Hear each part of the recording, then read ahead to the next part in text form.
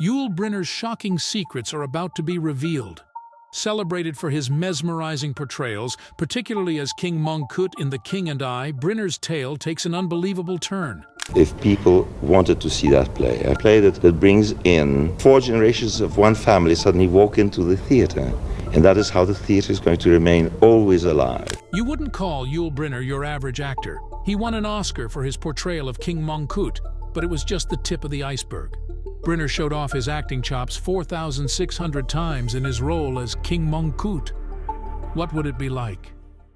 It seems, however, that he may have let his ego get the best of him during his time in the limelight. Despite his roles in epics like The Magnificent Seven and The Ten Commandments, Brynner's diva antics were well known behind the scenes. Notable actors Steve McQueen and Ingrid Bergman were among his adversaries. His dispute with Ingrid Bergman is worth discussing as it involves drama. Imagine her as a statuesque, elegant figure. Visualize Brynner now, not quite at her height. There was a great deal of tension on set due to their height disparity. A prop, according to Bergman, may help level the playing field, but Brynner's reaction? Forget it. I refuse to balance on a box. I would want for everyone to notice how tall you are. Oh no. What Brynner's daughter has been keeping hidden for over 4 decades will blow your mind. Keep watching for the shocking unveiling. Concerns about his height apparently led Brynner to stand on a little pile of dirt during his confrontations with Steve McQueen in The Magnificent Seven. When McQueen felt the need to softly challenge Brynner's effort at supremacy, he would do it by kicking over dirt. McQueen went to great lengths to distract Brynner while he delivered lines by fidgeting with his cowboy hat and fiddling with his rifle. Steve McQueen and Brynner had a very rocky relationship off-screen as well as on The Magnificent Seven set. Actor Eli Wallach said in his memoirs that Brynner hired an assistant whose only job it was to keep track of how many times McQueen touched his hat while Brynner delivered lines. This close observation brought out the ferocity of the competition between the two performers. According to McQueen, we didn't get along. Brynner's aggressive demeanor reached a boiling point when he confronted McQueen in front of an audience, embracing him and betraying his pent-up rage. Since McQueen was comfortable in these environments, he reasoned that Brynner's unease may have been caused by his inexperience with horseback riding and weapons. The forceful McQueen said, "I was in my element. He wasn't." When you work in a scene with Yul, you're supposed to stand perfectly still 10 feet away, McQueen added. Well, I don't work that way, so I protected myself. Brynner's mysterious character had depths beyond his initial problems. By spreading conflicting accounts of his childhood, he managed to keep his background shrouded in mystery. His dramatic streak was on full display when he joked that, "There are 10 or 12 stories in circulation about my early life," one of which included his father's purported Mongol ancestry. Brynner further complicated matters by giving contradictory dates of birth: 1915, 1917, 1920, and 1922. Imperturbable as he was, he said, "Ordinary mortals need but one birthday." The legends surrounding Brynner's beginnings died down as the facts became known. His gravestone attests to the fact that he was born Yuli Borisovich Brynner in Vladivostok on July 11, 1920. He was unable to break the habit of making up stories. Yul Brynner's complicated and mysterious nature was further complicated by his outlandish claims, one of which was that he had fought for the International Brigade during the Spanish Civil War. An exciting and eventful childhood was the norm for Yul Brynner. After his father Boris, a mining engineer, left his family, Brynner spent his childhood in Beijing. The fact that Yul was resentful of his father was brought to light by his daughter Victoria. In 1932, while tensions were rising between Japan and China, Yul Brynner's mother Marusha took the bold decision to transfer the family to Paris, setting the stage for a life filled with various experiences. At the tender age of 16, Brynner dropped out of school and set off on an adventure that would reveal his adaptability and theatrical talent. He got his start playing guitar with a wandering gypsy band. A career as a trapeze performer with the world-famous Circus Vert followed later on. But in 1937, when he fell from the parallel bars and broke an astonishing 49 bones, his career in the circus came to a sudden end. Brynner, who is proficient in 8 languages, including English, French, Japanese, Hungarian, and a little Russian, turned his attention back to the stage as he recovered from his injuries. He emigrated to the United States in 1940, igniting a 10-year period of hardship and determination, driven by this aim. At this period, Brynner was busy doing little parts on Broadway and driving a bus for an actors' company, among other things. He also served the United States Office of War as a radio broadcaster fluent in French. The personal life of Brynner adds another level of intricacy to his already convoluted job. She had an affair with actor Herb Hatfield, who was famous for playing the lead in The Picture of Dorian Gray. In 1945, Brynner was photographed nude and frontal by the famous homosexual photographer George Platt Lynes. Even though Brynner would go on to have 4 marriages and a slew of romances with famous actresses like Joan Crawford, Judy Garland, and Marlene Dietrich, he remained silent about his homosexuality during this time.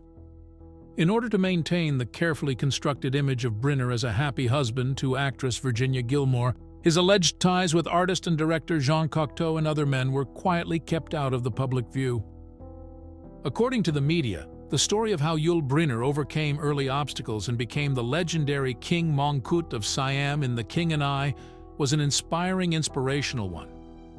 When he first tried out for the part in Anna, the English governess of Mongkut's children was portrayed by Gertrude Lawrence in the 1950 performance. One irate audience member even threw a sneaker at Brynner during a performance, illustrating the first hostile reception he received. With his trademark wit, Brynner commented on the event saying, "And it was a perfectly serviceable shoe. The man must have really hated me." Even though things got off to a shaky start, Brynner's performances were so riveting that people started flocking to watch him. Shaving his head to completely embrace the idea of a Siamese king was a decision Brynner proudly made despite his lengthy hair. His depiction was more realistic and he received a lot of attention because of this daring action. Famous all over the world, Brynner is now known for his distinctive bald head, arched eyebrows, and intense stare. Tony Award winner Yul Brynner's star continued to rise when the March 1952 film adaptation of The King and I opened, thanks in large part to his performance as the lead in the musical. Nevertheless, he had a grudge against not being named the lead in The King and I. Things took a turn in August 1952 when Gertrude Lawrence died unexpectedly shortly after fainting on stage during a Saturday matinee performance. As stated in Ken Bloom's Show and Tell, the new book of Broadway anecdotes, Brynner's response was not one of sadness but of realizing that he would now be the center of attention. It seems like Brynner's already enormous ego became even larger after Lawrence's tragic death. His iconic appearance as the title character in the film adaptation of The King and I catapulted him to stardom on a global scale. As Charlton Heston put it, Yul's work in The King and I was beyond compare. But Brynner's sudden stardom wasn't without its eccentricities. Notably, he allegedly told his press agent, "No pictures with Baldy," to avoid being featured among other hairless actors. This peculiar request brought out Brynner's dominant presence off stage as well as on, and gave another dimension to the multifaceted character of this astonishing performer. Even though Yul Brynner was at the height of his success during the run of The King and I, his conduct outside of the theater grew more and more infamous. A candid portrait of Brynner as a man consumed by narcissism was painted by Frank Langella in his 2012 memoir, Dropped Names: Famous Men and Women as I Knew Them. Langella described Brynner as being perpetually close to a full-length mirror, with the word "I" featuring prominently in his conversations. Langella was starring as Dracula at the Martin Beck Theatre at the same time that The King and I played at the St. James Theatre. What Langella mentioned about Brynner's racism was the most distressing part. Actor Yul Brynner flaunted the strobe lights and other gadgets inside his 20-foot-long white car as he traveled. "This is in the event that black people assault my vehicle," says Brynner. "I flash these lights at them and click a lot. They become scared and flee." The disturbing racial ideas of Brynner were brought to light by this disturbing show. Langella states that Brynner had the theater build an elevator just for him so he could avoid dealing with his car and escape the public eye. Brynner often showed his disdain for the spectators. For example, he once referred to them as sh, and rather than bowing, exposed his rear. As he returned to the role of Mongkut in the 1980s, Brynner took pride in scolding the disruptive crowd, saying, "The theater is my palace and I can tell them what to do." Theater-goers were already abuzz with rumors about Brynner's autocratic reputation at this stage. The media extensively covered his vicious attacks and threats to terminate production team members. Perhaps as a consequence of his demanding disposition, Brynner took great pride in his ruthless approach to acting. Brynner reportedly said, "I am merciless about things in the theater," in an interview with comedian Bill Boggs. "I should make the slothful expletive cower in fear. I just break off any dead wood that I find." The notoriously violent Brynner once said, "The day anyone stretches me out on a couch, I'll be either drunk or dead." He vehemently denied the necessity for psychotherapy. His unpredictable and unyielding nature was encapsulated in this comment. During this difficult period in his career, Yul Brynner Jr., better known as Rocky, openly acknowledged his father's demanding approach, claiming that Yul Brynner could be harsh and even crazy at times. Rocky made passing references to the challenges of growing up with the legendary actor while serving as Muhammad Ali's bodyguard and Bob Dylan's tour manager. Rocky then proceeded to forge his own unique path through life. The special effects supervisor for The Magnificent Seven, Ray Harryhausen, said that while Brynner was an accomplished actor, he could be demanding and impatient. The actor was quite particular about the fine print of his contract, according to Robbie Lance, who represented Brynner. Every detail, including the hotel room's bottled water brand, the kind of Kleenex provided, and the color of the carpet in Brynner's trailer, would be documented in great detail. In addition to 13-foot touch-tone phone lines, blackout drapes to help him sleep better, brown eggs for morning, and expensive bottles of wine were among his imperial needs. Brynner, who co-starred with Marlon Brando as Captain Mueller in 1965's Morituri, had accumulated enough influence to place unprecedented demands on the set. At the conclusion of each day of shooting, a private helicopter could carry Brynner off the ship thanks to a landing pad that the ship had constructed, since he was powerful enough to demand it. This expensive request further demonstrated the actor's need for elaborate, personally designed preparations. Even though Yul Brynner's agent Robbie Lance said his expenses were ridiculous, the actor became known for his shocking austerity. Word on the street from Brynner's closest friends and acquaintances shed light on this facet of his character and showed how cheap he was. One such story is told by George Jacobs, who was Frank Sinatra's employee. According to Jacobs' book Mr. S, The Last Word on Frank Sinatra, Brynner was very dependent on Sinatra for socializing, food, and alcohol. As co-stars in the 1966 suspense film Cast a Giant Shadow and fellow golf enthusiasts, the two quickly became friends. Jacobs and his friends humiliated Brynner by referring to him as Uncle Scrooge and the King of the Tightwads, emphasizing, "Brynner is famously thrifty even though he has a significant salary." Brynner had several interests beyond acting. He was also a skilled photographer.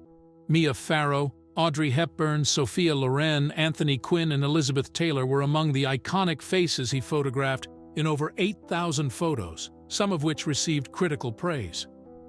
In particular, Hepburn served as the godmother of Victoria Brynner, who was born to Doris Kleiner, Brynner's second wife, a Chilean model. Among Victoria's many publications is the 1996 coffee table book Yul Brynner Photographer, which she edited and which featured her father's photographic work. It showed how Brynner's creative process worked and how good he was at casting his famous contemporaries. Brynner expanded his business empire by entering the food market, capitalizing on his fame. Yul Brynner Cookbook, Food Fit for the King and You, his memoirs, has notable dishes such as dandelion soup and ham and sauerkraut rog, two unusual treats. In this cookbook, Brynner revealed another side of his complicated personality by discussing and delving into aspects of his life away from performance. For his third marriage, Yul Brynner wed Jacqueline Thion de la Chaume, a fashion editor for French Vogue, in 1971. Marrying brought about positive changes in Brynner's personal and familial life. Mia and Melody, two Vietnamese girls, were adopted by him and Jacqueline, expanding his family and giving him the opportunity to become a father again. Manoir de Criquebeuf, a 50-acre Normandy manor house from the 16th century, was one of their biggest real estate purchases. It was Brynner's strange obsession with keeping penguins on the property. Brynner was not restricted to movies, despite his fame. He studied philosophy at the Sorbonne and ethics in Chicago under Dr. Paul Arthur Schilp, who founded the Library of Living Philosophers.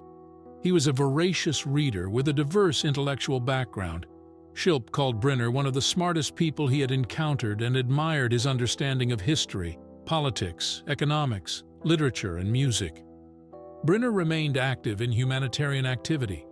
One of his proudest accomplishments was working with the UN High Commissioner on refugees to abolish Roma, Gypsy, prejudice.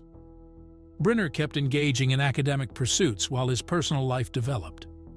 He liked Michael Crichton's science fiction thriller Westworld because it examined human infantilism and technology developments. For examining this important issue, Brynner praised the film's well-written script. Crichton said, "If anyone really built a place like Westworld, they probably would make the gunfighter robot in the image of Yul Brynner." Yul Brynner was as committed to Westworld as he was to his previous undertakings. The film starred Brynner as the cyborg gunslinger. Brynner donned silver metallic contact lenses throughout the film to play the malfunctioning robot, which needed a stony look. He demonstrated his dedication to giving his characters depth by this meticulous attention to detail, which gave his performance a robotic intensity.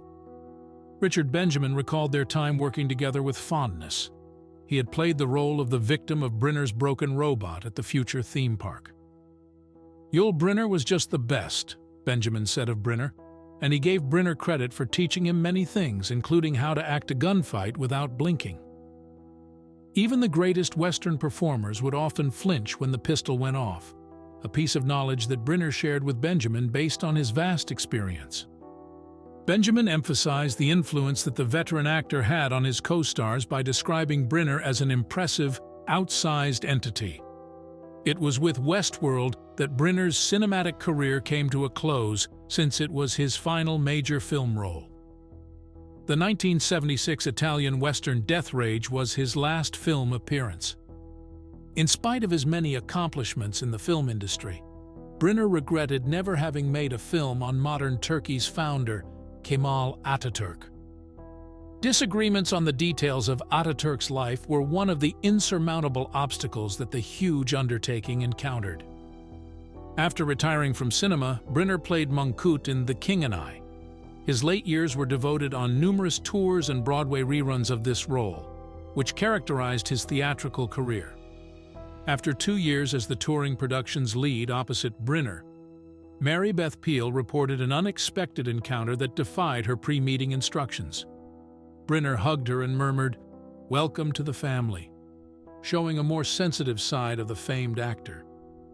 When Yul Brynner started smoking at 12 and smoked 5 packs a day, his life went worse in his later years.